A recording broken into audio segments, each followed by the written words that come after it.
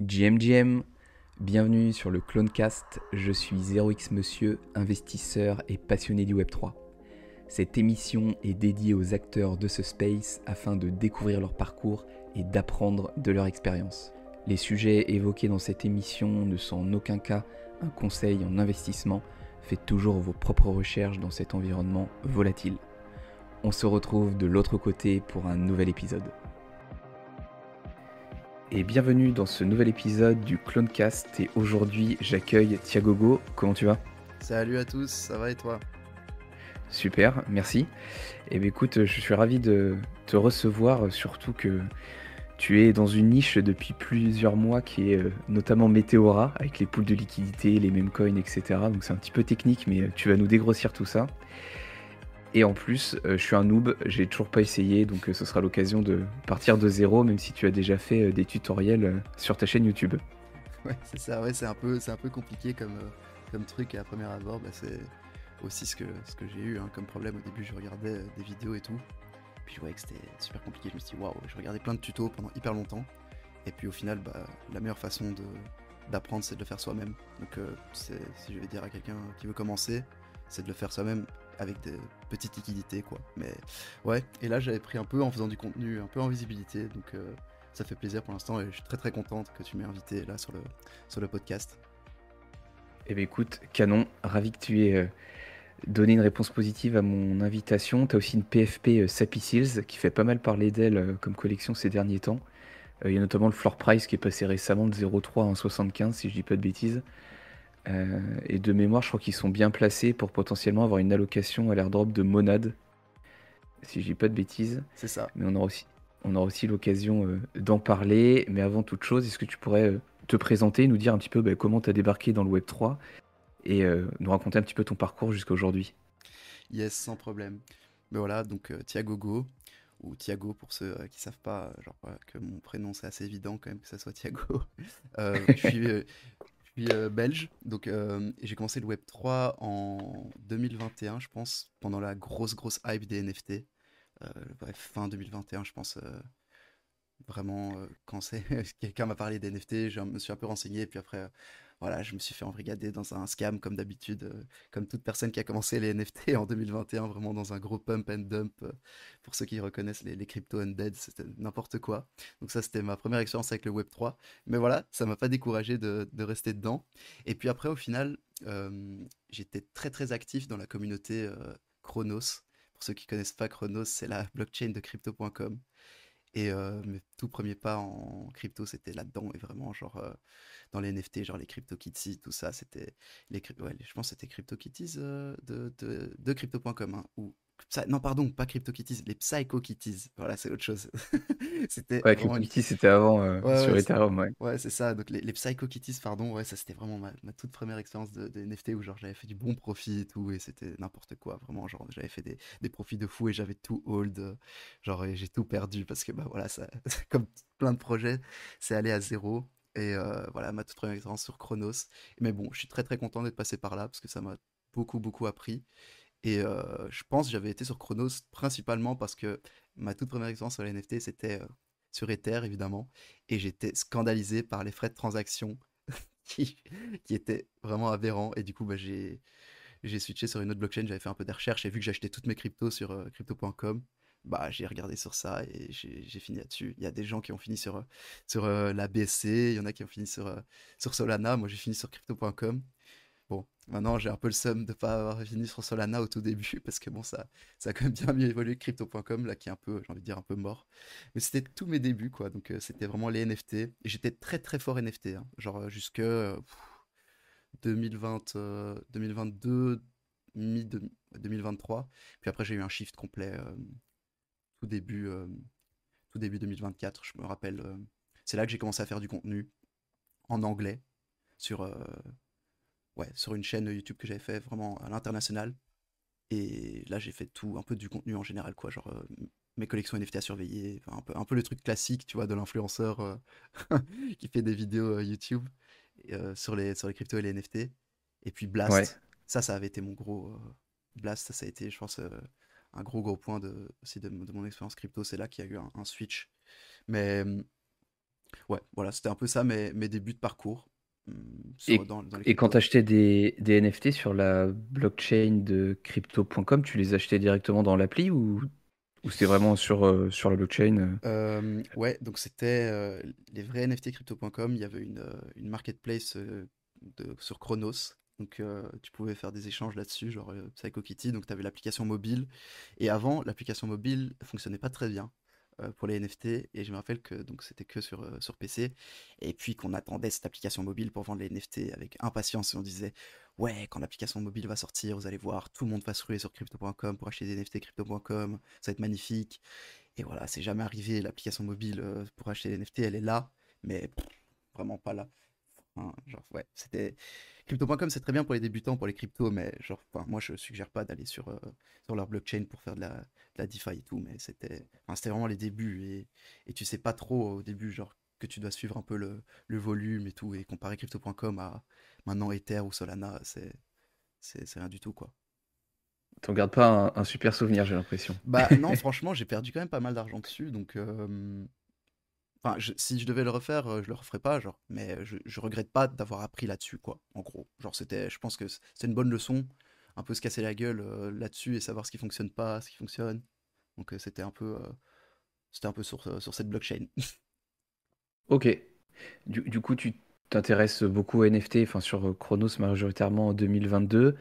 2023, tu fais quoi? Tu t'intéresses aux NFT sur d'autres blockchains? Tu t'y es un peu éloigné parce que là on est en plein beer du coup. Ouais, ouais, c'était bah 2023. Enfin, il y avait une niche que j'adorais particulièrement dans les NFT en 2022-2023, c'était les NFT passive income. Donc vraiment les NFT ouais, de revenus passifs, où en mode tu les hold et puis après bah, ils te génèrent du profit tous les mois. Et bon, c'était pas mal au début, genre c'était vraiment une niche qui se développait, il y avait toute une communauté autour de plein de NFT de revenus passifs sur Ethereum et sur d'autres choses. Après, enfin, vu que c'était sur Ethereum, les frais de gaz pendant le beer, c'était bon, il n'y avait pas grand chose, donc il n'y avait pas trop de problème d'être sur Ethereum, mais les gens préféraient quand même être sur Polygon et tout ça. Et bon, enfin, franchement, ces projets-là de revenus passifs, la majorité c'était des Ponzi. Euh, c'était c'était pas des super projets au final quand tu regardes maintenant quand j'ai du recul, mais il y en a auxquels j'ai fait des super profits, mais surtout dans le flip de NFT, pas au final avec le revenu passif du NFT. C'était Parce que vraiment pas tu ça. gagnais quoi en revenu passif? C'était le token du projet, c'était l'Ethereum? Bah c'était donc il y avait un projet, je vais le citer, c'est Hydro Whales Mining Club. Ça c'était j'étais un super gros holder de ce projet-là. Et eux en gros, c'était le tout premier projet qui avait acheté plein de mineurs de Bitcoin. Donc ils avaient acheté genre vraiment genre des centaines et des centaines de mineurs Bitcoin de dernière génération à ce moment-là avec les fonds du mint. Et ils avaient fait tourner une énorme centrale de mineurs avec ces fonds-là. Et Ok. franchement, ça tournait super bien. Et tous les mois, on recevait une partie de Bitcoin avec ça.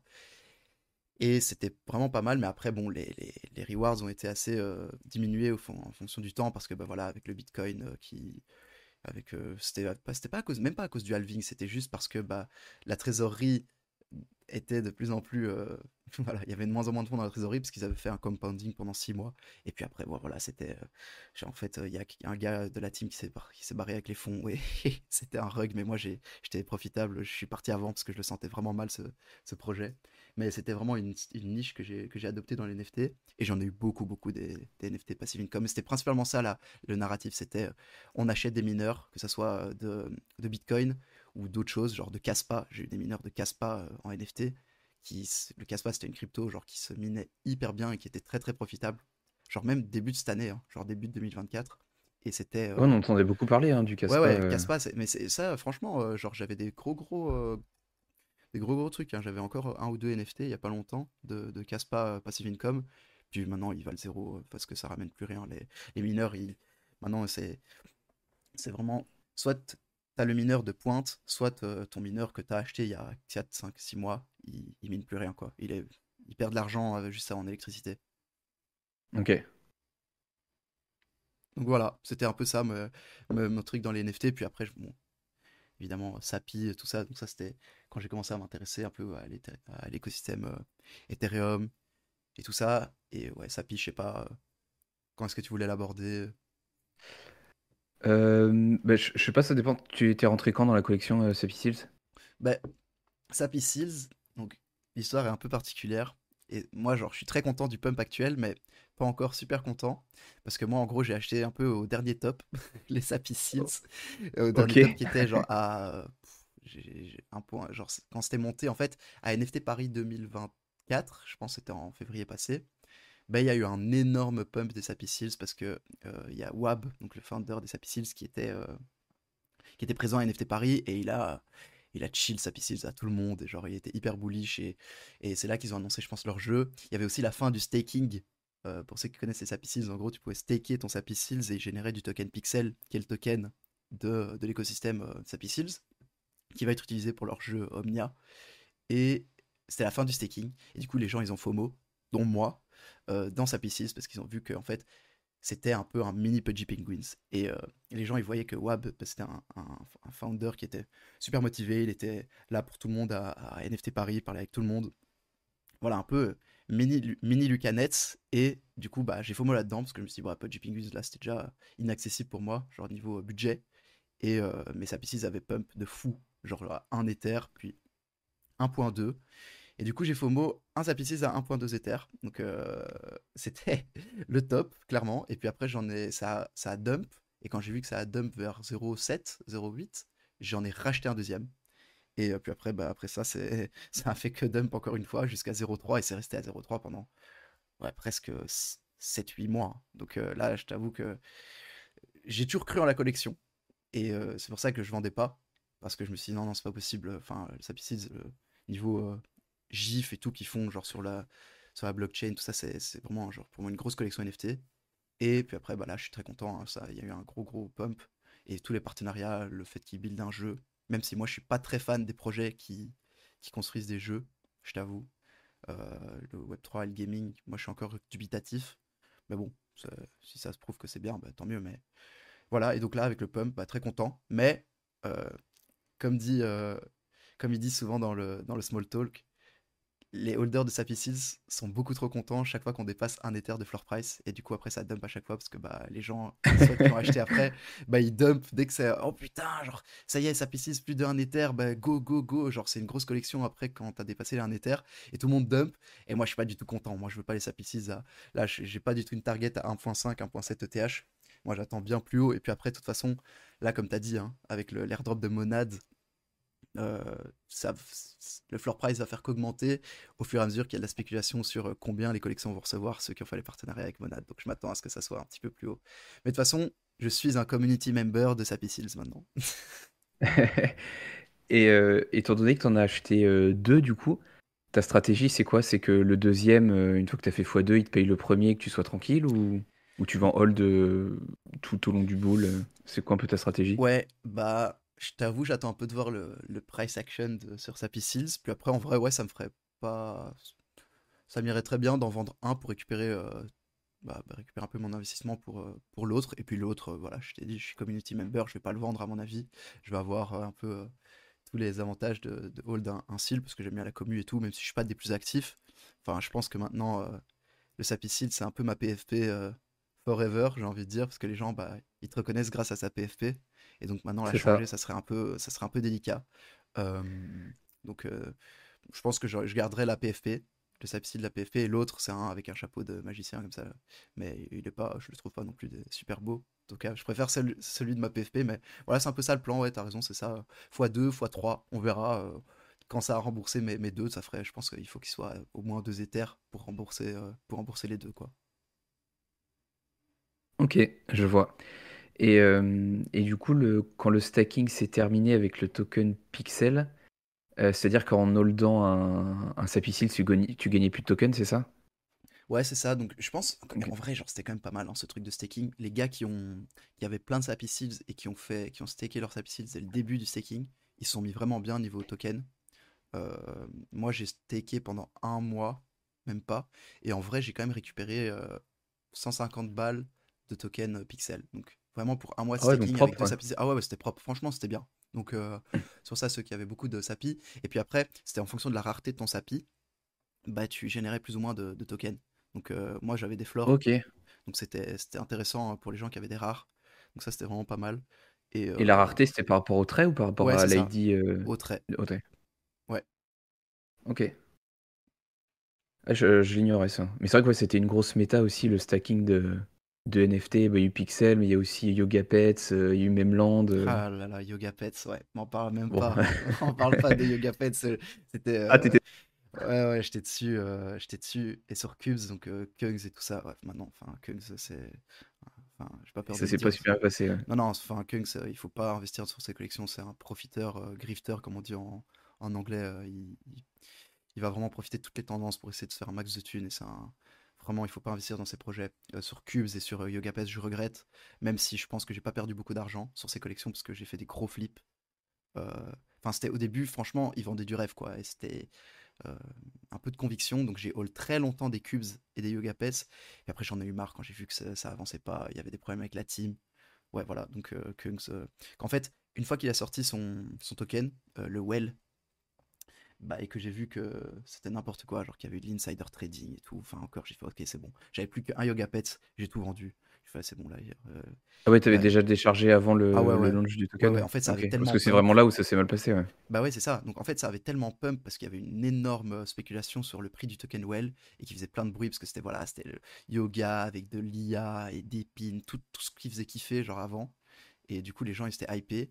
Il y avait beaucoup de fonds, les gens avaient minté de fou, avaient acheté de fou sur le secondary. T'avais un yoga pets que tu stakais et puis après, il gagnait des points. Si t'avais staké pendant genre 2 mois, ton yoga pets il avait doublé de valeur. Donc moi, qu'est-ce que j'avais fait? J'avais staké tous mes yoga pets au début. Ils avaient doublé de valeur, je les vendais genre parce qu'ils avaient plein de points bien plus haut. Et c'est comme ça que j'ai fait de l'argent au final sur Yoga Pets. Je pense, même si je t'avoue, genre quand je le vendais, je me rappelle de mon sentiment, je me disais, merde, j'ai pas envie de le vendre parce que quand il va sortir, bah il aura plein de points, il aura plein de tokens well. Donc voilà, j'étais là, je suis bien content d'avoir vendu, je t'avoue, ces Yoga Pets. Mais voilà, Kungs, vraiment pas touché à ces projets, ça c'est mon opinion. Parce que ça valait plusieurs Ethers en plus de mémoire, ces Ah ouais, NFT. ouais, ouais, ouais, c'était, enfin, à un moment c'était stable à 0,8 Ether, un Yoga Pets, si je me trompe pas, 0,8 Ether. Et puis ouais, enfin, je te dis, quand tu doublais les points de base, tu pouvais vendre un Yoga Pets à 1,5 Ether facile, quoi. Ok. Ouais, c'était quelque chose. Et du coup, tu as évoqué un peu le fait de holder certains NFT avec notamment ton SAPI et ta PFP, de faire des flips initialement sur Chronos et puis un petit peu, là, tu en as parlé avec les Yoga Pets. Aujourd'hui, ta stratégie, c'est quoi? Est-ce que tu as des NFT que tu gardes, il y en a que tu flippes, tu t'es un peu déchargé de JPEG? Ben Comment tu ouais, gères un peu le pré-boule, entre guillemets? ouais, bah ouais, je t'avoue, quand la hype des NFT est un peu morte, bah, j'étais j'étais toujours en train de surveiller les collections et voir un peu le prix de tout ce qui se passe, mais j'ai vraiment tout déchargé, j'ai vendu tout ce que dont, bah, tout ce dont j'avais pas genre de conviction. Puis j'ai gardé quelques collections.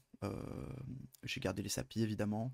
J'ai acheté cet été un NFT grâce à The Diggers DAO, Jirasan.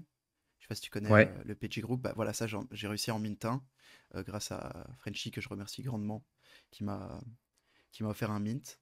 Et parce que j'avais écouté le Sachant que space et tout ça. t'étais profitable assez rapidement après le mint de Ah ouais, mémoire. direct, hein, c'était quasi en x2 juste après le mint. Puis après, c'est un peu redescendu. Je pense que c'est quand même redescendu après 2 3 mois au mint price. Et puis là, maintenant, c'est à 0,8. Donc franchement, très content. Et puis en fait, ça, c'est le genre de NFT.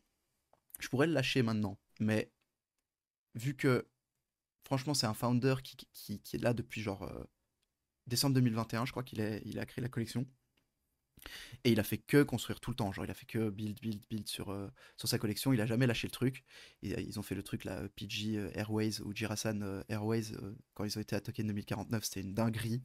Et franchement, le founder, c'est un des gars qui build le plus, genre, niveau collection NFT, et qui est motivé. Et moi, c'est tout ce qu'il me faut là pour me dire que je vais hold encore un peu. Les projets qu'ils ont construits derrière avec Redacted Coin, Bullix, tout ça, j'adore. Donc voilà, moi, tant qu'il build, je garde son NFT. Et pour moi, ça peut encore aller plus haut. En tout cas, Jirasan, j'aime beaucoup. Et j'en ai que un, malheureusement. Mais ça, c'est un des projets que je hold. Puis après, tout le reste, Sachant que j'ai. Gerasan, en plus, il y a un airdrop qui est prévu, non, de leur token? Bah ouais, Redacted, donc c'est pour ça, genre Ouais. j'attends Redacted Coin, donc on attend quoi, c'est pas encore tout annoncé, mais c'est voilà, ils prennent leur temps, mais je préfère ça que l'inverse. Ok, top. Ouais, Donc, voilà. Sapi, Girasan. Ouais, Sapio Jirasan, un peu de NFT gaming aussi. Cambria, ça j'aime beaucoup. C'est Donc, un était jeu. sur Blast, c'est ça? Ouais, c'était ça. Donc ça a commencé sur Blast, Cambria. C'était un jeu c'était juste au début, j'y jouais juste vraiment pour farmer les Blast Gold et pour. Ouais, en fait, c'était vraiment drôle. Il y avait une petite commu dans les Diggers, dans Diggers DAO, et on était tous ensemble, on farmait ces golds là sur Cambria. Euh, Ils se reconnaîtront, Corail et tout ça, avec qui j'ai tryhard le jeu pendant des nuits et des nuits. C'était vraiment sympa, donc vraiment des bons moments en crypto. Et puis là, en vrai, le jeu, il est en train de se développer de fou. Mais le problème, c'est que Blast, il y a un peu de FUD autour. Et du coup, ils ont décidé de migrer sur Ronin. Et moi, je connais vraiment pas bien cette blockchain. Je sais que c'était tout ce qui est Axie Infinity et tout. Mais en vrai, le jeu a de plus en plus de hype. Genre, leur NFT Founder que j'ai minté parce que bah, j'étais dans les tout premiers joueurs, j'ai minté vraiment que rien du tout, je pense 0,1 Ether, bah, il a valu 1 Ether à un moment, là il est toujours à 0,8 Ether, donc vraiment très très beau multiple. Et là dernièrement il y a eu le mint des Cambria Cores, un truc comme ça, genre et c'est pour les compagnons, pour les pets, et ça a aussi explosé. Et petite anecdote, donc j'en ai mis 5, j'en ai vendu 3, et il y en a un, c'était le plus rare. Et De la collection? je l'ai vendu, bah, donc c'était des tiers, tu vois, tier 1, tier 1 jusqu'à 4. Et il y en avait que 100 sur 10 000. Et moi, j'ai vendu un des tier 4, pré-reveal, qui vaut maintenant plus de 3 000 $. Donc j'ai un peu le seum. Mais bon, voilà, c'est le jeu. Il y en aura d'autres, il y en aura Ouais, ouais, d'autres. c'est ça. Mais j'aime beaucoup Cambria. Du coup, c'est un jeu auquel tu joues toujours aujourd'hui. Bah, quand tu peux y jouer, parce que pour l'instant, ils sont en développement et ils font des genres de vagues de tests de jeu. Donc, ils D'accord. jouent en saison et donc ils ouvrent une partie de jeu pendant une semaine, 2 semaines, et les gens ils tryhardent pendant une semaine ou deux.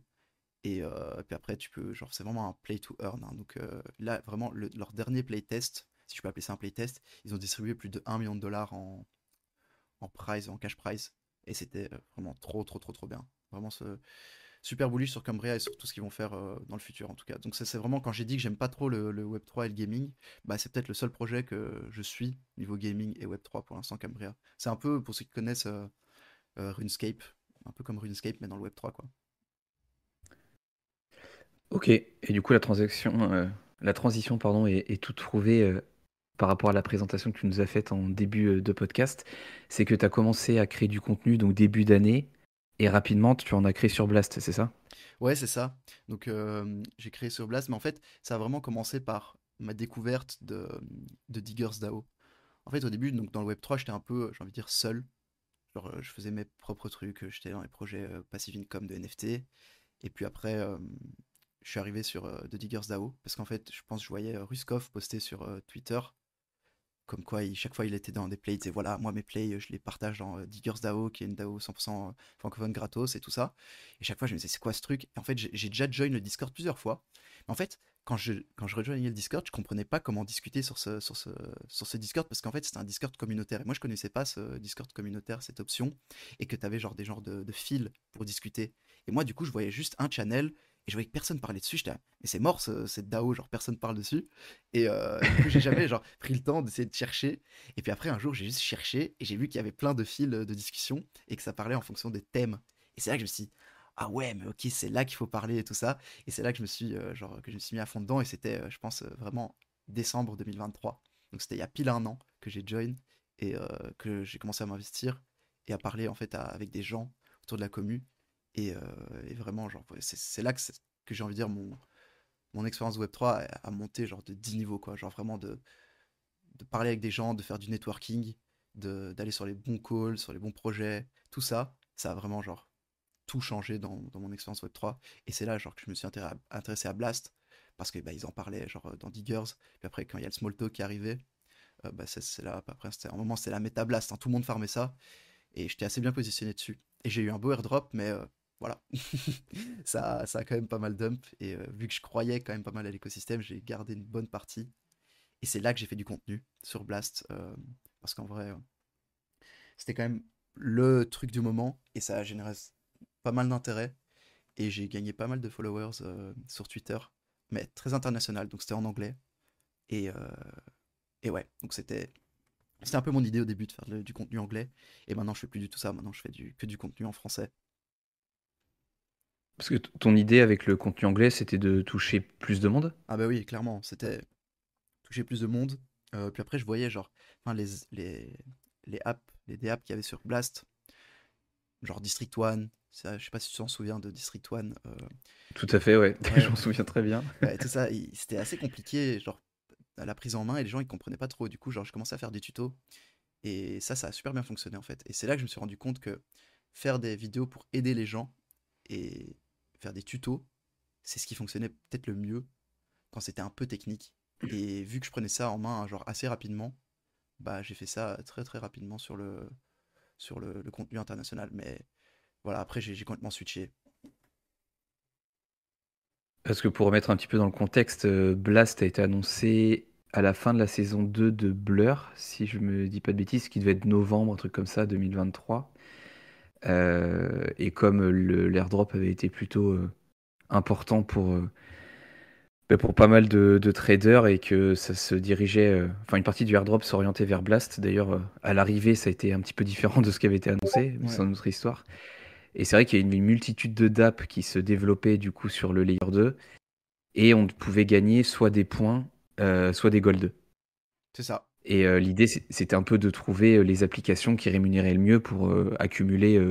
Bon, si tu me dis si je me trompe, mais tout le monde était orienté sur les golds hein, sur la deuxième partie de la saison. Les Bah points, on ouais, s'en foutait un petit peu. ouais, les points c'était juste si tu hold de l'ETH sur ton wallet, t'accumules des points. Mais après au final les golds c'était ça qui était le plus intéressant parce qu'un gold valait je sais pas combien de milliers de points. Et du coup bah les DApps ils recevaient 50% de points à donner, 50% de points de gold. Et du coup bah les golds c'était beaucoup plus simple à farmer parce que tout le monde parlait que de ça. Et du coup au final les gens farmaient que les golds. Et c'est les golds qui ont donné le plus de points aux gens. Et enfin, Blast, il faut se dire, donc il y a eu cet airdrop là qui a duré 3 mois, je crois, cette période de farming. Mais là maintenant, c'est toujours en cours. Donc moi là, ça fait encore, enfin, la saison 2 de farming de Blast est en cours et je le farm entre guillemets toujours. Enfin, c'est pas autant qu'avant parce que ça dure 1 an, c'est ce qu'ils avaient annoncé. Et dans le Web3, 1 an, c'est 10 ans. Dans C'est le... une carrière. Ouais, c'est vraiment, c'est ça, donc c'est n'importe quoi. Et du coup, bah, je me suis dit, ok, bon, Blast 1 an, on va ralentir. J'ai des fonds bloqués sur certains trucs sur Blast que j'ai laissés. Et je farm avec ça et j'accumule du gold et on verra. Parce que je me suis dit, vu que ça dure aussi longtemps, les gens vont un peu lâcher et ça sera beaucoup moins farm que pendant ces 3 mois où c'était l'euphorie complète sur Blast parce que tout le monde pensait que c'était le nouveau objet scintillant. Et c'était au final, enfin, tout le monde a été déçu. Et j'attends là de voir ce que ça donne pour la saison 2. Mais bon, avec Abstract qui va arriver et tout ça, eux ils sont en train de faire les choses bien bien mieux. En tout cas, c'est mon opinion. Et on va voir ce que ça donne. Mais de toute façon, si vous me suivez sur Twitter, vous allez voir que je vais flex ou pas mes wins de l'airdrop de Blast, la saison 2 sur tout ça. Mais voilà, Cambria, ça donne toujours des golds, je crois, un peu. Mais Blaster, tout ça, toutes ces applications faciles à farmer, je suis dessus. Ok. Et aujourd'hui, du coup, tout le monde a un petit peu déserté le layer 2 parce qu'il y a eu pas mal de FUD lors de l'airdrop parce que les allocations avaient un petit peu changé, je crois, un peu au dernier moment, ou du moins ça n'avait pas été super clair. Le prix du token s'est aussi un petit peu effondré, et puis que, comme tu l'as dit, l'objet brillant du moment a arrêté de briller. Et puis, comme c'était la saison 2 était sur 1 an, en fait, les gens, ils ont même pas commencé. C'est même pas qu'ils ont lâché l'affaire, c'est qu'ils ont même pas tenté de débuter, quoi. Ouais, c'est ça. C'est ça, les gens, ils ont vu 1 an, ils ont fait, c'est bon, c'est mort, ça a duré trop longtemps. C'est comme tu as dit, c'est une carrière dans le Web3. Tout le monde va. Ouais, il y aura plus de fonds. Mais bon, ce qu'il faut se rappeler quand même, c'est qu'il y a quand même des gros VC derrière Blast. Donc ça, pour moi, il faut pas l'oublier. Pac-Man, bon, qu'on l'aime ou qu'on le déteste, ça, voilà, j'ai rien à dire, mais c'est quand même la tête de Blur qui fait quand même beaucoup de revenus. Donc pour moi, il faut pas. Genre, s'il y a beaucoup de FUD autour de Blast, avec tout ce qui est CBB qui crache dessus, comme pas pour rire, alors qu'il s'est fait de la thune, pas pour rire sur Blur et tout ça. Donc je sais pas. Moi, je suis pas trop fan des gens qui crachent complètement dessus. Pour moi, c'est au moment où les gens crachent le plus dessus et ceux qui continuent, il va y avoir des surprises, hein. Ça, moi, je crois que ça peut arriver. Et puis après, voilà, tous ceux qui ont en plus craché dessus, au final, c'est les whales parce que au moment de l'airdrop, comme tu as dit, bon, le token s'est effondré, mais le problème, c'est que les whales, leur allocation de tokens, quand tu avais trop de gold et que tu étais trop haut dans le classement, bah, elle était lock pendant un moment et ça sunlock en fonction du temps. Et ça, les gens, bah, ils étaient pas contents parce que bah, les whales avaient juste envie de dump leur airdrop parce que Pac-Man il a dit, bah non, ça va pas le faire. Donc, évidemment, ça a créé du FUD. Donc, voilà, principalement les whales, hein, parce que les utilisateurs lambda, comme moi, qui ont farmé, je pense que j'avais farmé 3000 gold de Blast saison 1, j'avais un airdrop de quasi 2 Ethers, hein, 2,5 Ethers, donc c'était franchement pas dégueu. Moi j'étais content hein, avec ça, et ça rentabilisait ce que j'avais mis pour le farmer. Donc voilà, bon ça semble pas grand chose, hein, 2 Ethers, mais au final c'était pas si mal que ça. Non, c'est très bien, on perd un peu la notion des chiffres dans le Ouais, ouais. Web3 avec tout ce qu'on peut voir toute la journée, mais ouais, 2 Ethers aujourd'hui, c'est quasiment 8000 $. Ah Demain, voilà, ça se trouve, ce sera beaucoup plus, donc c'est colossal, hein. ouais c'est ça. Une belle win. Donc toi, tu as continué de jouer, parce que la saison, elle s'est terminée quand? En juillet, août, un truc comme ça si je me souviens bien, c'était cet été en tout cas. Ok, ouais, donc tu as déjà fait quasiment la moitié du chemin pour Bah ouais arriver à c'est la fin de ça. la saison 2. C'est ça, et il y a des spéculations, enfin, c'est vraiment pas sûr, hein, mais il y en a qui disent, j'ai vu des tweets qui disaient que Pac-Man allait peut-être couper court au farming de la saison, en mode ouais, bah, pour un peu avancer le truc, parce que bon, un an, bah, là ça ferait genre encore en juillet, quoi, donc faudrait voir s'il laisse encore ça 6 mois. Mais là, pour l'instant, c'est toujours rebelote, c'est toujours la même chose, hein, le même mécanisme, hein. C'est tous les mois, il y a une allocation de gold, et puis tous les gens vont se ruer sur les applications qui ont le plus de gold, et c'est toujours la même chose. Donc, je sais pas, c'est un peu bizarre de laisser ça aussi longtemps. Pour moi, 6 mois, ça aurait été bien, mais pas plus. Donc, je sais pas trop ce qu'il va faire. Affaire à suivre. Ouais, c'est ça. Mais tu as pas forcément continué de créer du contenu sur Blast, et tu t'es orienté du coup vers un autre sujet, parce qu'aujourd'hui, si on se rend sur ta chaîne YouTube notamment, du coup, aujourd'hui, on a deux chaînes, t'en as plus qu'une? Ou t'en as toujours eu J'ai une? deux chaînes, une Ok. anglaise et une française, mais il y a plus de vidéos sur ma chaîne anglaise, parce que, bon voilà, genre c'était des vidéos qui avaient plus vraiment lieu d'être, où je parlais de projets qui étaient morts, ou genre, ouais, vraiment de projets qui étaient morts, et je sais pas, j'avais pas envie que ces vidéos restent en ligne pour que les gens soient trompés par mon contenu ou trucs comme ça. Je pense que c'est plus honnête de ma part d'enlever les vidéos. Voilà. Ok.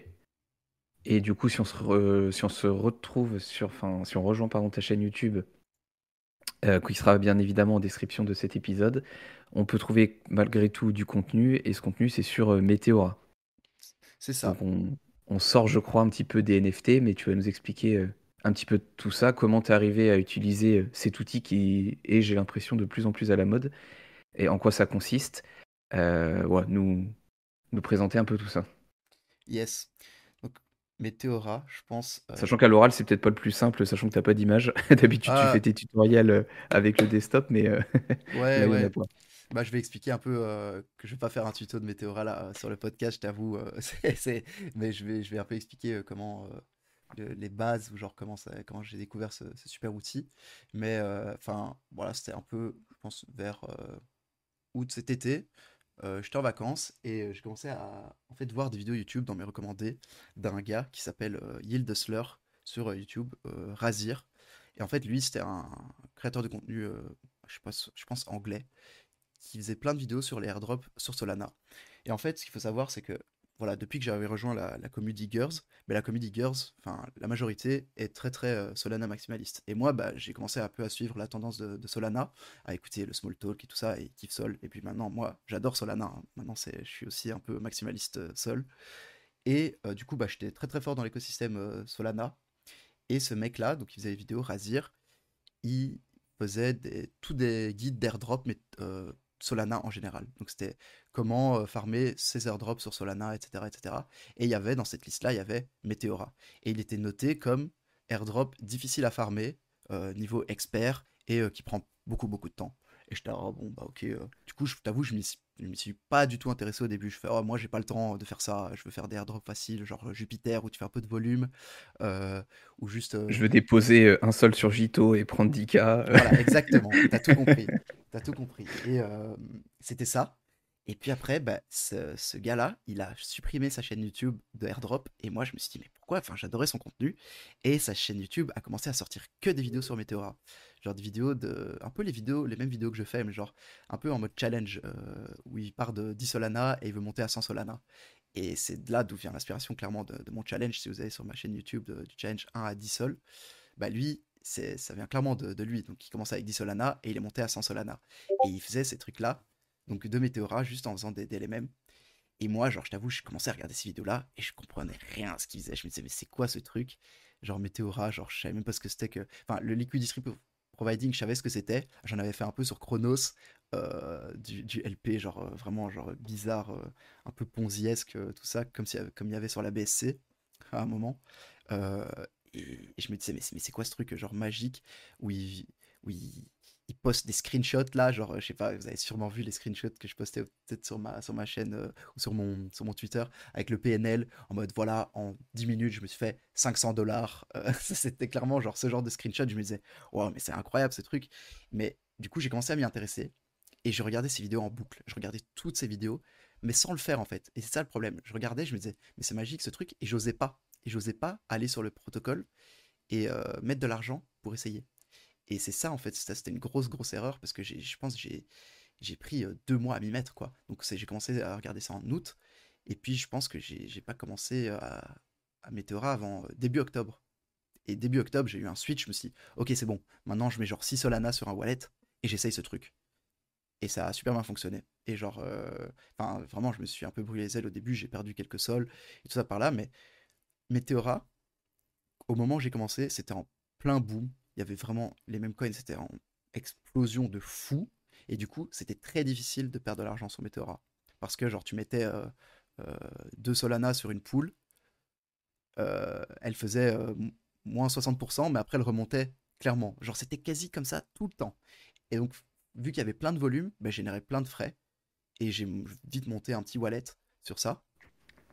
Et puis après, bah, genre, au début, je me suis dit, ah, mais c'est génial ce truc. Et j'ai fait une vidéo. J'ai fait une vidéo des bases. Parce que bon, je comprenais, je commençais à comprendre. Je pense que j'avais genre, quand j'ai fait ma première vidéo, c'est un peu risible maintenant quand je le dis, mais j'avais genre même pas, ouais, 3 semaines d'expérience sur Meteora. Et j'avais l'impression de maîtriser le truc, tu vois. Genre, j'avais l'impression de maîtriser, je savais déjà les bases parce que j'avais regardé plein de vidéos de Hill Hustler, de Razir et tout. Et, et voilà, je me suis dit, je vais faire du contenu pour essayer d'expliquer aux gens vraiment les bases, comme moi je comprends le truc. Et cette vidéo-là, franchement, elle a super bien, elle a cartonné en fait. Elle a cartonné, genre que ça soit sur Twitter, que sur YouTube, et même genre dans la commu. En fait, dans la commu Diggers, ben, tout le monde va encore voir cette vidéo aujourd'hui. Alors que cette vidéo-là, pour moi maintenant, genre elle est complètement outdated, j'ai envie de dire. Enfin, elle est pas outdated, enfin, si tu regardes la vidéo, c'est toujours les mêmes bases, c'est toujours le même mécanisme, mais Mais tu c'est toi vois qui as que. progressé Ah et du ouais, coup, tu clairement, vois genre, un autre en œil, fait, ouais. c'est ça, donc j'ai progressé de fou, et il y a des concepts pour moi qui sont essentiels à comprendre maintenant, que je n'explique pas dans la vidéo. Et ça me dérange un petit peu qu'elle soit encore là, cette vidéo, et j'essaye de faire un update. Mais c'est difficile de faire un update à cette vidéo, parce que les gens, j'ai eu plein de retours qui me disent, non, mais c'est très bien, parce qu'elle est très simple, et du coup, T'as pas de barrière à l'entrée, quoi. c'est ça, ça simplifie le truc, les gens, ils comprennent, et du coup, après, ils font par eux-mêmes. Et c'est un premier pas. Et moi, j'ai peur, genre, de faire maintenant un tuto où, genre, je vais expliquer avec beaucoup trop de détails et les gens, ils vont rien comprendre. Hmm. Donc, c'est pour ça que je la laisse. Et du coup, concrètement, Meteora, c'est quoi? C'est que tu fournis de la liquidité à. Tu parles de pool, c'est-à-dire que tu Ouais, vas choisir certains tokens. Comment. Grosso modo, tu arrives sur la plateforme, qu'est-ce que tu dois faire, entre guillemets, et comment tu gagnes de l'argent? ouais. Donc, en gros, pour ceux qui connaissent pas ce que c'est que le liquidity providing, donc, c'est tout ce qui est donc décentralisé. Donc, si, quand vous achetez votre crypto sur Binance ou sur crypto.com, bah, c'est centralisé. La crypto, elle appartient à l'exchange. Alors que vous avez d'autres plateformes qui sont complètement décentralisées. Par exemple, Jupiter, c'est pas, c'est pas eux qui ont la crypto. Donc, quand vous faites un swap sur Jupiter, vous dites, bah voilà, j'ai 5 Solana, je veux acheter 5 Solana d'un certain même coin, ou même ouais, de n'importe quel coin sur Solana. Avec ces 5 Solana, ben, le token que vous achetez, il est dans une pool de liquidité. Et donc, c'est des gens comme toi et moi qui donnent cette crypto-monnaie, qui donnent ce même coin. Il est dans une pool, dans un genre de récipient. Et ils échangent, donc ils donnent les Solana et ils échangent leurs tokens contre des sols. Et donc, en fait, ça va dans cette pool. Et les gens qui ont prêté, en gros, cette crypto-monnaie dans le pot, ben, ils reçoivent un pourcentage en frais. Et donc, c'est ça, en fait, que les gens y jouent. C'est les frais. Et Meteora, c'est une plateforme qui fournit de la liquidité. Et il y a plein de plateformes qui fournissent de la liquidité sur Solana. Le plus gros, c'est Raydium. Le deuxième, c'est Solana. C'est Solana, pardon, c'est Meteora. Le troisième, c'est Orca. Et Meteora est deuxième pour l'instant. Et leur objectif est d'être premier.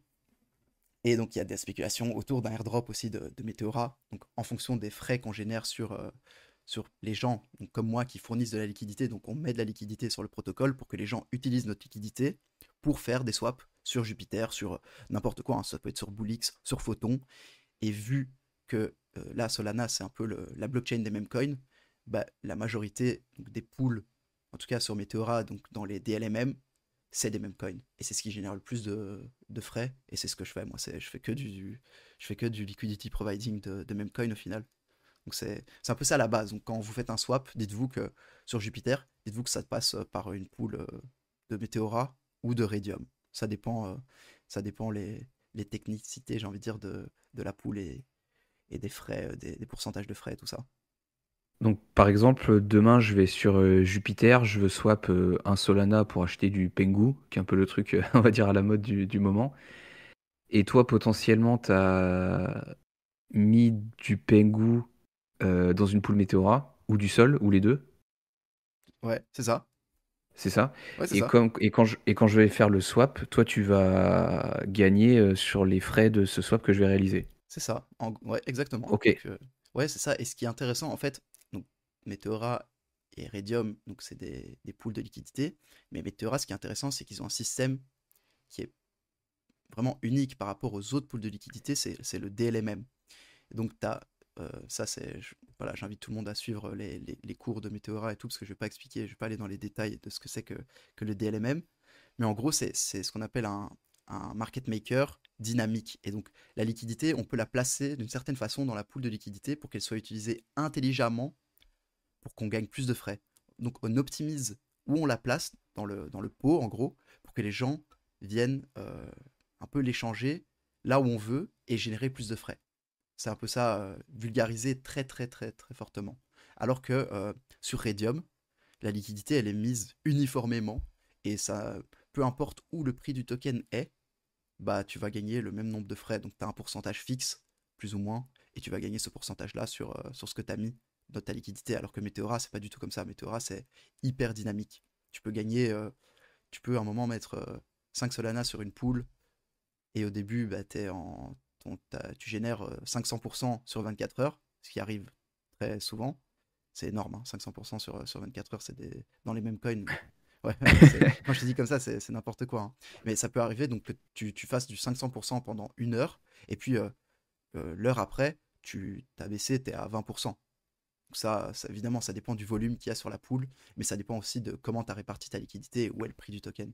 Donc c'est un peu ça le truc. Et puis c'est super, voilà, c'est super flexible. Il y a plein de stratégies, et moi je trouve ça incroyable. Et vraiment, genre, en fait, je pense que depuis que j'ai commencé là en octobre, j'ai jamais autant appris et j'ai jamais autant kiffé l'écosystème crypto et Web3 que depuis que je suis sur Meteora. Et ça m'a appris à un peu me détacher de mes acquis, genre des NFT, tout ça. Alors que, genre là, bah, moi, les cryptos, le trading, bah, parce que en vrai, quand tu fais du liquidity providing comme ça sur Meteora, il faut se dire un truc, c'est du trading. Tu peux pas faire du liquidity providing sur Meteora, tu peux pas mettre de l'argent là sur ces pools sans faire de prédiction de prix sur le token. Parce que si tu veux mettre ta liquidité de la bonne façon, il faut essayer de faire des prédictions où va être ce token. Est-ce qu'il va pump? Est-ce qu'il va dump?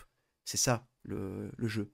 Et, et voilà, bah, du coup, bah, j'ai dû, pour un peu m'améliorer là-dedans, développer des skills, genre un peu de technical analysis, bon, de la TA, franchement, basique sur les mêmes coins, euh, avec des indicateurs.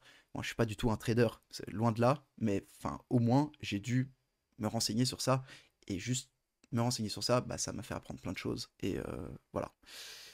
Ça, Parce que, c'était... Ouais, ouais. en gros, pour illustrer ton propos, si tu mets, je sais pas moi, des Solana dans une pool, au lieu que ce soit, tu mets juste des Solana et point final, tu vas peut-être dire, Ouais, moi je mets des Solana dans la pool, mais j'anticipe que son cours varie entre 150 et 200 plutôt que 200 et 250 pour gagner plus. Ouais, Parce que tu vas générer plus de frais sur ton intervalle 150-200 qui est un peu ta mise suite à ton analyse de la chart ou du marché, etc.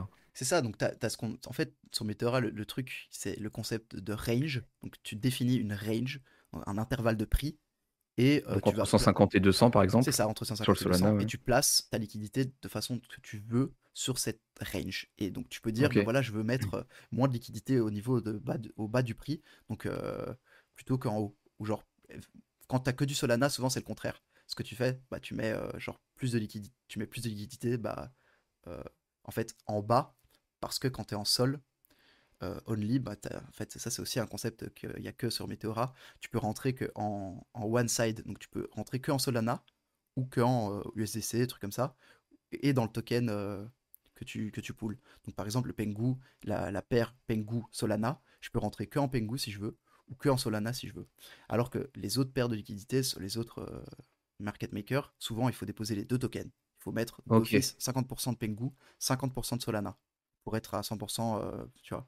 Donc Ça tu allait vois, être une de mes questions, donc ben parfait. oui, voilà, c'est ça. T'as Donc ça, en répondu. fait, tu as le concept du one-sided position. Et donc, c'est ça. Donc, et ça, c'est super intéressant parce que le Solana, quand tu rentres que en Solana, ben en haut de ton range, en haut de l'intervalle, tu dépenses pas beaucoup de Solana. Donc, ça dépend comment tu le mets. C'est dur, c'est très très dur à illustrer à l'oral. Mais, et puis après, quand ça descend, plus tu descends, plus ta liquidité va être utilisée. Donc ça, en fait, c'est un concept qu'on appelle le DCA in du token. Donc c'est comme si tu faisais du DCA dans le token que tu vas acheter, par exemple le Pengu. Donc tu fais du DCA, plus le token baisse, plus le prix du token du Pengu baisse, plus tu vas acheter de Pengu. Parce que tu as fait une stratégie qu'on appelle la stratégie Bidask. Et la stratégie Bidask, c'est, si tu regardes sur un graphique, bah, c'est t'achètes plus de tokens, plus le prix du Pengu descend. Et donc ça peut être une façon de rentrer sur un token, j'ai envie de dire, organiquement. Mais bon, rentrer sur un token, de toute façon, c'est toujours organique parce que tu fais pumper le prix. Donc ça, c'est pas un problème. Mais ça peut être une façon d'acheter du Pengu. C'est de rentrer sur une pool Meteora avec que du sol et le prix du Pengu il baisse. Et du coup, ton sol il est transformé en Pengu. En gros, plus le prix du Pengu il baisse. Et vice versa, tu peux faire du DCA out sur les pools Meteora en fait. Tu vois, tu peux te dire bon voilà, je vais sur la pool Pengu, sol, tu déposes que du Pengu et tu veux vendre plus de Pengu en haut de ton range, donc vers, je sais pas moi, maintenant il est à quoi le Pengu, le prix il est à quoi? Toujours 3 dollars, truc comme ça, truc du style. J'ai pas la chart là sous les yeux, mais en gros, imagine, tu veux le faire sortir à 5 dollars, bah, tu fais une stratégie bidask sur le Pengu, juste avec du Pengu dans la pool, et tu auras plus de Pengu vers le haut de ton range à 5 dollars par exemple. Et donc là, en gros, ça sera une stratégie de DCA out sur ce token qui est le Pengu. Et donc, plus le prix du Pengu va augmenter, plus tes Pengu vont être transformés en Solana. Voilà. Ok. Ça, Et et j'ai fait une vidéo qui montrait vraiment genre comment faire du dessert out sur le Pengu d'ailleurs. Ça, c'est sur ma chaîne pour ceux qui veulent. bon, de toute façon, pour ceux qui veulent creuser, il y aura tous les liens en description. J'ai vu aussi que Meteora avait fait de longues vidéos sur leur chaîne sous forme de bootcamp. Ouais. Est-ce que c'est quelque chose que tu recommandes pour un débutant ou plutôt d'aller sur ta chaîne, bon, sans parler du fait que, pas dans l'idée de te mettre en avant, mais est-ce que c'est pas trop, par rapport au fait que tu expliquais que c'était trop technique, est-ce que le bootcamp il est adapté peut-être à des débutants ou des gens qui partent de zéro, ou est-ce que tu conseilles d'autres sources Ouais. Alors, moi, le bootcamp, je l'ai suivi. Mais ce qui est intéressant, en fait, je conseille à tout le monde qui veut en tout cas faire un peu de DLMM sur Meteora et qui veut jouer le airdrop de Meteora, de faire le bootcamp. Parce que ça, après, ça donne un rôle Discord qui peut avoir un rôle sur l'allocation qu'on a sur le airdrop. Donc rien que ça, je pense que ça vaut la peine. Mais voilà, il faut savoir que le bootcamp, c'est assez technique, mais je pense que pour quelqu'un qui n'a jamais fait de la crypto, je pense que c'est très difficile, déjà. Pour un débutant complet en crypto, il faut pas aller dessus. Enfin, il faut savoir déjà c'est quoi un wallet, les seed phrase, tout ça. Mais quelqu'un qui s'y connaît déjà un peu, je pense que c'est bien. Après, c'est deux vidéos, tu vois. Enfin, c'est deux lives qui durent chaque fois 1h30, 2 heures. Et puis, pour moi, il y a beaucoup de. Enfin, il y a quand même pas mal de blabla, je vais t'avouer. Ok. Bon, je sais que moi aussi, je fais beaucoup de blabla, je parle beaucoup, je sais. Mais dans mes vidéos. Mais eux, je trouve que il y a beaucoup de slides, donc tu vois, ils montrent des slides et il n'y a pas assez de pratique. Et ils montrent et ils font du DLMM sur des paires qui n'ont pas beaucoup de sens à mes yeux. Enfin, c'est pas vrai, ça a du sens de faire du DLMM sur des paires super stables. Genre, ils font des paires sur du USDC, USDT ou Sol, USDC. Pourquoi pas? Parce que c'est plus safe et du coup, ils veulent pas montrer les trucs des mêmes coins. Mais moi, je pense que s- pour montrer à quelqu'un comment DLMM, il faut le montrer directement des sessions live. Et pour moi, c'est ce qui fonctionne le mieux. Mais voilà, faut, il faut quand même suivre le bootcamp. C'est mon opinion. Parce qu'à la fin, il y a le rôle Discord, parce qu'il faut remplir plein d'objectifs et tout ça à définir. Et, et voilà. Mais le problème aussi, c'est que les bootcamps, c'est qu'en anglais. Et Hmm. en anglais, bah, il y a plein de gens voilà, dans la commu FR qui sont pas à l'aise. Et vu que c'est assez technique, bah, je peux comprendre que c'est encore plus dur à comprendre les concepts. Et voilà, je veux pas spoiler et je vais faire une petite alpha là, exprès pour le podcast. Mais il y a un bootcamp Météora qui s'organise en français. euh, Canon ça. ouais, qui arrive normalement, donc vraiment partenaire officiel Météora, où on est plusieurs dessus, dont moi. Donc on verra ce que ça donne. En tout cas, pas pour 2024, mais pour 2025, ça devrait arriver. Donc ça sera annoncé de toute façon sur le Discord de Meteora, sur le Twitter. J'en ferai aussi la pub, parce que normalement j'en ferai partie, j'espère. En tout cas, si on le développe, j'espère être dedans. Et, euh, et voilà, donc ça sera, je pense, la même chose que le bootcamp en anglais, avec d'autres instructeurs, donc des francophones évidemment. Euh, et je vais pas donner de nom à part moi. Euh, voilà, donc la petite alpha. Ok, super. Bah écoute, ravi d'en avoir une dans le podcast. Et pour rebondir sur ce que tu disais tout à l'heure, où c'est vrai que dans les cryptos, on est souvent un petit peu tout seul dans notre coin. Pour ceux qui voudraient creuser sur cette manière de faire du profit avec Meteora et qui voudraient échanger avec bah, des personnes plus avancées comme toi, est-ce qu'il y a un channel français sur le Discord de Meteora? Je sais qu'il y en a un dans The Diggers, je crois, un channel dédié. Ouais, c'est Qu'est-ce que ça. tu conseilles? Ouais, alors c'est vrai que là, pour l'instant, vu que j'ai commencé à faire pas mal de vidéos et il y en a certaines qui ont fait quand même pas mal de reach, j'ai eu beaucoup de DM et j'ai essayé de répondre quand même aux DM parce que bon, voilà, j'aime pas foutre des vents et tout, mais des fois c'est dur de répondre un peu à tout. Donc je le dis dans mes vidéos et je le dis un peu à chaque fois, j'essaye de répondre à fond sur le serveur Discord des Diggers. Donc sur le serveur Diggers, il y a une grosse commu de Meteora qui s'est créée, vraiment, genre depuis bah, je pense, la hype en septembre-octobre. Il y a plein de gens qui sont super calés dessus. Il y a des gars bien plus calés que moi aussi, genre qui ont commencé après moi, et les gars, ils sont 5 niveaux au-dessus. Donc, si vous avez des questions, moi je réponds chaque fois, il n'y a aucun problème, sur le channel Meteora des Diggers, mais aussi, si vous voulez, sur le channel français, comme tu as dit, de Meteora. Il y a un channel français. Bon, il est un peu mort, ce channel, donc il n'y a personne qui pose de questions dessus. Mais n'hésitez pas, hein, vous pouvez me ping. N'hésitez pas à mettre un ping. Moi, je vais essayer de répondre si je peux. Donc, si vous avez des questions dessus. Après, voilà. Je veux pas dire que je suis pas l'expert Météora de fou. Je commence à gérer un peu. Mais il y a peut-être des fois, genre, si vous me posez la question, c'est quoi la meilleure pool pour ça? Bah, ça, je sais pas. Enfin, niveau choisir une pool, j'ai pas de boule de cristal parce que je sais pas où le token va aller. Donc, je reçois souvent ces questions-là. Donc, c'est moi, je saurais vous conseiller sur quelle pool choisir en fonction du volume ou quelle stratégie par rapport à la gueule du graphique, quoi. Genre, qu'est-ce que je ferais à ta place ou quoi. Donc ça, je pourrais y répondre sans, évidemment, jamais donner de conseils d'investissement. Ça, c'est très Parce que important à préciser. du coup, c'est pas toi qui crée la pool, toi tu mets de la liquidité dans une pool qui est déjà créée. Dans 99% des cas, ouais, je crée pas de pool et je pense que j'en ai jamais créé une.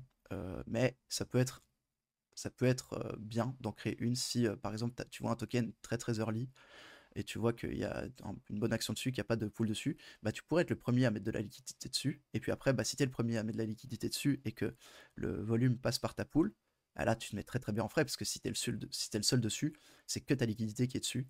Et puis les frais sont Hmm, que pour toi. Tu vois. Donc je vois. ça peut être très bon. Mais souvent, en fait, ce qu'il faut dire, c'est que les gens qui passent par Jupiter, en fait, il choisit les meilleures pools à utiliser. Et si tu as une pool avec peu de liquidité, il va pas la choisir. Et donc, elle passera quand même pas par ta pool. Donc la TVL qu'il y a dans les poules est aussi important, c'est aussi un paramètre à prendre en compte. Il faut que la TVL soit assez haute pour que Jupiter puisse passer par-dessus, tu vois. Ok. Ça, Je comprends. ouais, voilà. Et puis, mais de toute façon, dans les bootcamps, la création de pools, c'est un nouveau chapitre qui a été introduit là. Donc, c'est à voir. Si dans le bootcamp français, je pense qu'on le fera, mais il y aura un instructeur, à mon avis, qui sera beaucoup plus calé que moi, qui en parlera, quoi. Ok. Et je crois, dans le cadre du coup de Meteora, que tu as rejoint une DAO qui s'appelle la Goose DAO il y a très peu de temps, si je dis pas de bêtises. Ouais, exactement. Et qu'est-ce que c'est que cette DAO? C'est une DAO dans Meteora, c'est un truc qui est un peu à côté, qui travaille sur Meteora. Ouais, Pourquoi elle a été créée? Comment t'es rentré dedans? ouais, en gros, bah voilà, en gros, quand j'ai commencé les DLMM, je voyais, tu vois, les beaux screenshots de PNL, $500, tout ça, et je voyais des gars qui mettaient donc ces beaux screenshots et qui avaient tous une PFP de doigts comme ça. Et ils marquaient tous Goose DAO dedans. Et je me disais, ah, c'est quoi ce truc? Je commençais à chercher. Et j'ai vu en fait bah, que c'était genre une DAO, genre j'ai envie de dire, de GOAT, des DLMM, des mecs qui faisaient des profits de fou et qui étaient genre hyper proches en gros de la team Meteora. Et dont des gens de la team Meteora qui sont dans cette DAO. Ça, c'est important à dire. Il y a des gens qui sont, il y a des advisors. Il n'y a pas le founder n'est pas dedans, et la team vraiment fondatrice n'est pas dedans, mais il y a des modérateurs de Meteora qui sont dedans. La majorité sont dedans. Et tout ce qui est instructeur de bootcamp, ils sont tous dans la Goose DAO. Et du coup, je me suis dit, waouh, mais c'est ce truc-là, enfin, ces gars-là, genre, tu les voyais, ils étaient dans les pools en premier chaque fois. Ils étaient toujours là quand il fallait. Les calls étaient instantanés. Je me suis dit, mais ça, tu vois, c'est En une gros, des les plus raisons. forts Meteora Voilà, sont dans cette DAO, grosso les modo, experts quoi. sont là-dedans et je me suis dit, voilà, Ok. moi, mon objectif, je veux rentrer dans C'est cette d'aller DAO. dedans. Voilà, c'est ce que je me Ok. suis dit. Je me suis dit, je veux rentrer dans cette DAO. Donc maintenant, je vais commencer à flex mes profits. Et c'est pour ça que pendant un moment, j'ai flex mes screenshots et tous mes profits, je les flexais sur Twitter. Donc je mettais mon profit, je Pour te taguais faire Meteora. repérer. Exactement. Et je taguais de Goose DAO. Et c'était pour évidemment me faire repérer. Jusqu'au jour, évidemment, où j'ai eu bah, les contacts, où on a fait le call, le live sur Diggers. Et j'ai juste été demander à un mec de la Gousse DAO en français s'il pouvait venir intervenir. Et ça a grandement aidé parce qu'après, bah, je suis resté en contact avec lui. C'était Tux et Satsmonk. Et eux, bah, après, vu que je restais en contact avec eux, le réseau et tout ça, je flexais mes wins, je faisais du contenu sur Meteora. Bah, après, bah, au final, bah, voilà, ils ont fait un peu ils ont fait des suggestions de nouveaux membres et ils m'ont contacté, ils m'ont envoyé un message et ils m'ont invité à rejoindre la Guzao. Là, j'étais refait de chez refait. Vraiment, genre quand j'ai reçu ce truc-là. Mais c'était marrant, en vrai. C'est la petite anecdote rigolote. Il y a eu un lancement de Launchpad. Donc, il y a eu un Launchpad sur Meteora. Je sais pas si tu étais au courant, genre le M3.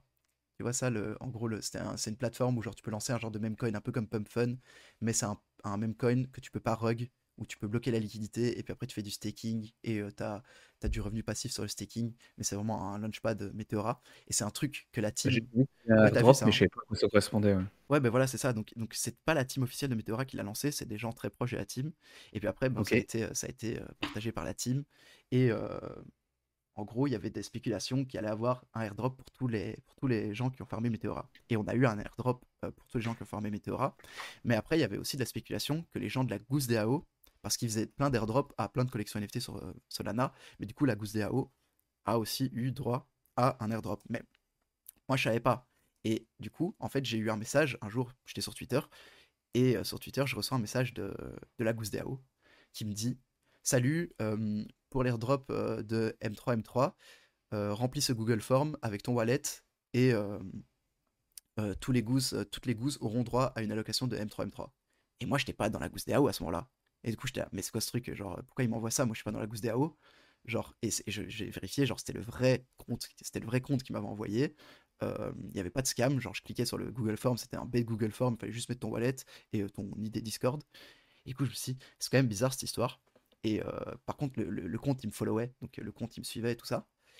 Et du coup, j'ai répondu, j'ai dit, bah ouais, ok, je veux bien mettre mon wallet, je veux bien l'airdrop, mais je ne suis pas une gousse, donc est-ce que j'ai été gousse, est-ce que je suis maintenant, est-ce que je fais partie de la gousse DAO?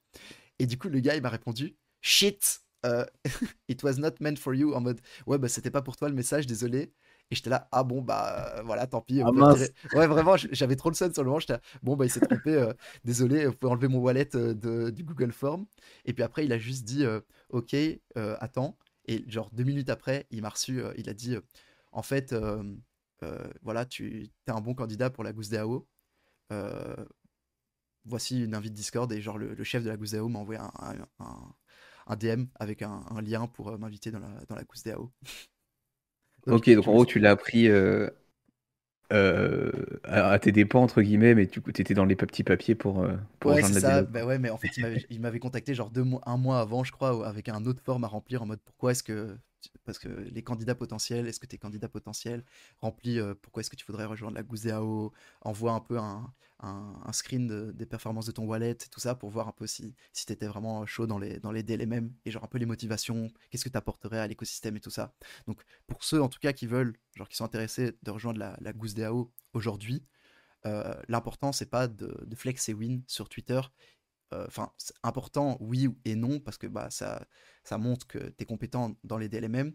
Mais le plus important, parce que c'est vraiment pas le wallet qui compte, c'est de- d'interagir avec la communauté, de build autour de Meteora, de faire bah, du contenu. Ça joue beaucoup. Si tu fais du bon contenu, si tu fais des bons calls d'airdrop et tout ça, bah, tu as un potentiel de rejoindre la Gousse DAO. Là, il y a un mec hier qui a rejoint la Gousse DAO parce il a sécurisé des spots euh, pour la, la Gousse DAO, genre dans une pre-sale d'un projet sur Solana.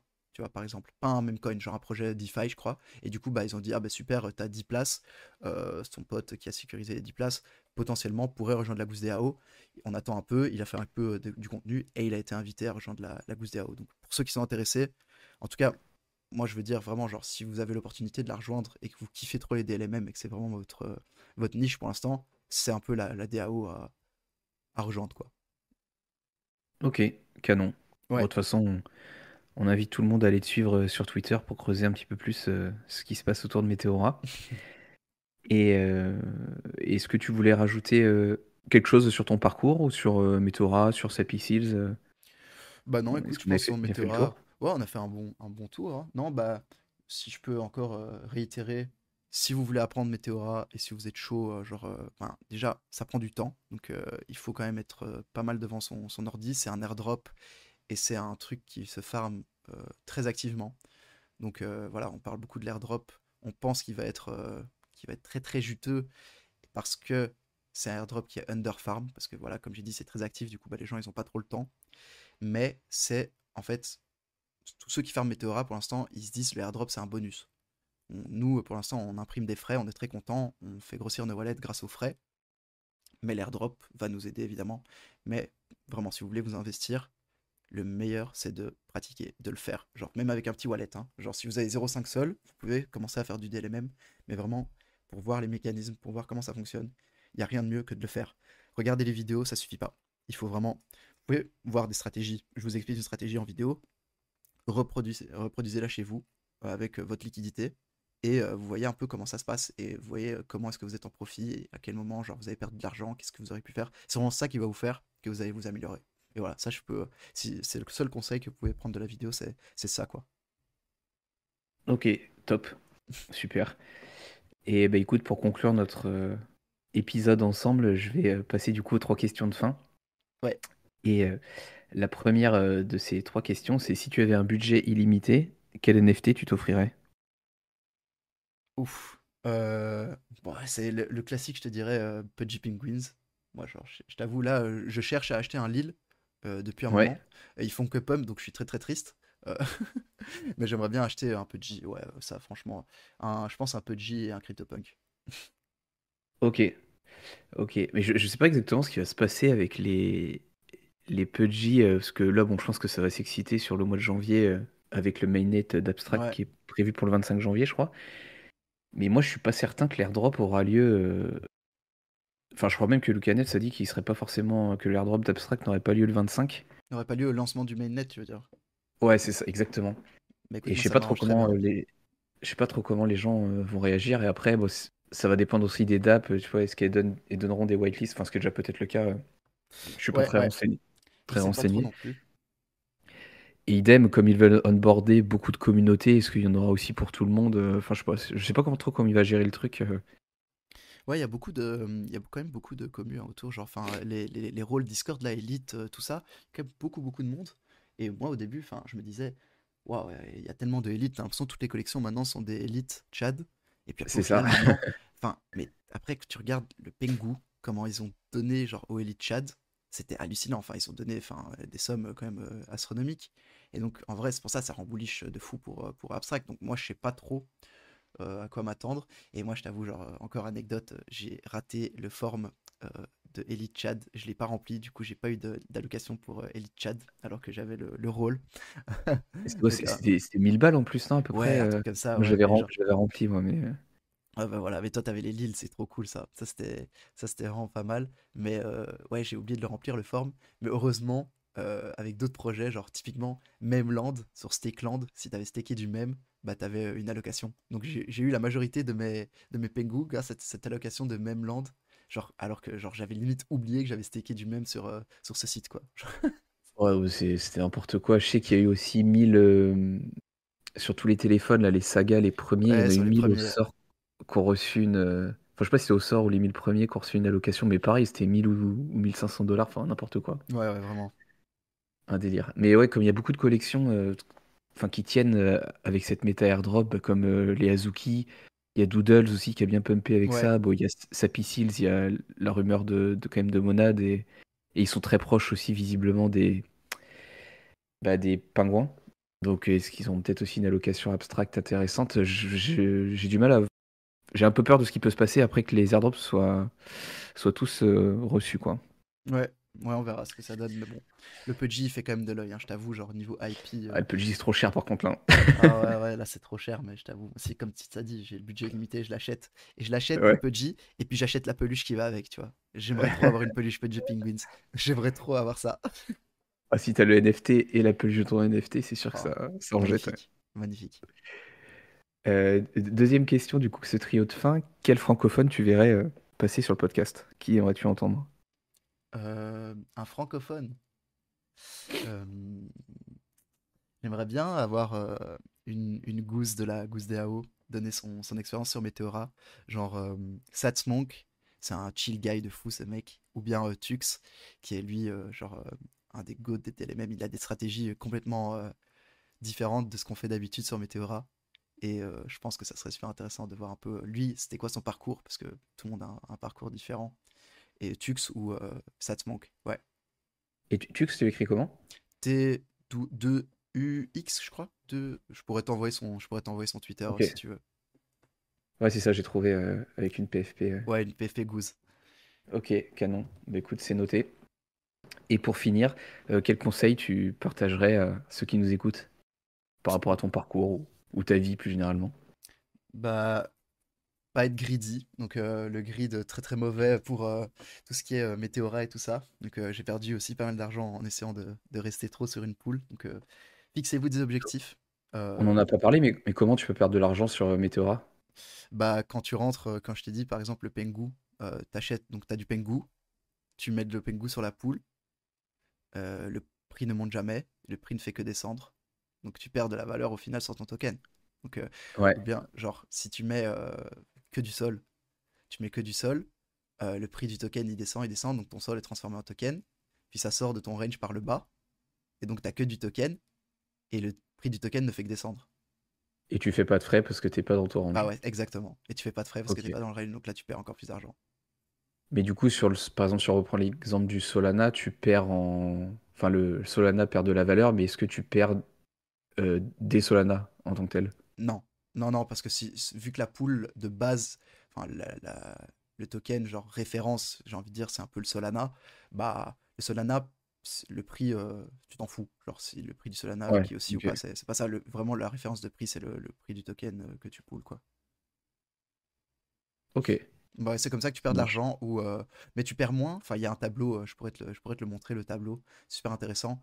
Enfin, par rapport, parce que c'est souvent la question que je reçois, c'est ouais, mais si je hold le token, c'est pas mieux des fois de juste acheter le token et de hold le token et puis de le revendre plus haut? Si, ça peut être plus intéressant. Et c'est un truc que j'ai toujours cette question-là, hein. C'est pas mieux de faire juste du holding de token, du trading. Mais enfin, voilà, Meteora, c'est une autre stratégie. C'est, moi, je suis très très nul pour hold des tokens. Je digite hyper vite. Donc, enfin, je préfère imprimer des frais et au moins, je sais que quand je sors de mon range, bah, je ferme ma position et c'est fini. Genre, j'ai plus d'émotion. C'est comme ça que ça fonctionne. Alors que avec juste du holding de token, tu vois que ça a fait x2, x3, tu te dis, oh putain, ça y est, ça va faire x100 et tu vends pas, tu vois. Et du coup, bah, c'est pour un peu, Meteora, c'est un peu genre pour éviter ce genre d'émotion. Et voilà, donc c'est une autre stratégie. Donc ça pourrait, enfin typiquement, voilà, moi j'ai DLMM le GOAT quand il était à 5 millions. Sur ma vidéo du challenge, tu regardes mon épisode 2, je pense que je DLMM le GOAT, il est à 5 millions. J'ai fait plein de frais dessus. Et puis évidemment, enfin, si j'avais hold le GOAT, j'aurais fait plus de profit. Mais bon, je pouvais pas savoir que le GOAT il allait à 1 milliard et qu'il allait sur Binance, tu vois. Je pouvais pas savoir. Donc au final, oui, pour ce token là, ça aurait été bien plus profitable. Mais bon, voilà, pas de boule de cristal. Je vois, canon. Bah écoute, merci pour cet épisode. Encore une fois, je pense que ce sera un peu plus parlant d'aller voir les tutoriels pour illustrer tout l'échange autour des pools Meteora. Mais en tout cas, c'est un bon levier pour farmer un airdrop, Yes. pour éventuellement rentrer ou sortir d'un token de manière un peu moins risquée que de faire all-in, mais ça nécessite un petit peu de travail et de mettre les mains un petit peu dedans. C'est ça. Et ouais, grand merci à toi en tout cas pour l'invitation, c'était super cool. J'ai adoré. Moi j'adore parler en général, donc je sais que je parle beaucoup. Et voilà, sur Meteora, sur un peu mon expérience, ça m'a permis aussi de faire un peu une timeline, c'était sympathique. Et continue ce que tu fais en tout cas sur ta chaîne et tout ça, c'est super. Bon bah top, merci beaucoup Thiagogo, et puis on se dit à la prochaine, peut-être dans le channel français des Diggers ou à travers un bootcamp sur Meteora. Yes, salut, merci beaucoup. Merci à tous, à la prochaine, ciao.